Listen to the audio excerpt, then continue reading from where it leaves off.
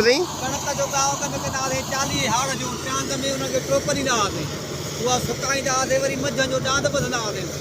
उहो जॾहिं सनी पोइ थिए पोइ उनखे ट्रांग ते वायन कंदा हुआसीं। उहा घर हे त अञा मौसम सियारे में लहे थो सारियुनि जो अन्न चांवरनि जो, त इहो त अञा सवलो हूंदो,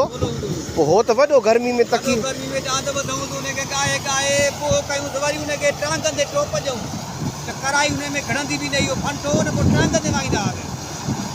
हो ट्रिकुंडी जेका डंडे में हूंदी आहे हुन में, डंडा हूंदा अथव हीअं, हा हीअं डंडा हूंदा अथव, उन ट्रिकुंडी वाईंदा हुआसीं, इहो मथां थींदा हुआसीं, पोइ कणा निकिरंदा, पोइ हिकु पासे पोइ बि थुलो थींदो। हाणे माशाल्लाह हिकु ॾींहुं बसि कणक जी ॿार में टकरार, हिकु राति में चट। पोइ उहा जेका हाणे चवंदा वॾी मशीन आई आहे, उहा त नुक़सानु आहे, सॼो ॿो ख़तमु थो थी वञे, ख़तमु थी थो वञे, एतिरो आहे जो ॼणो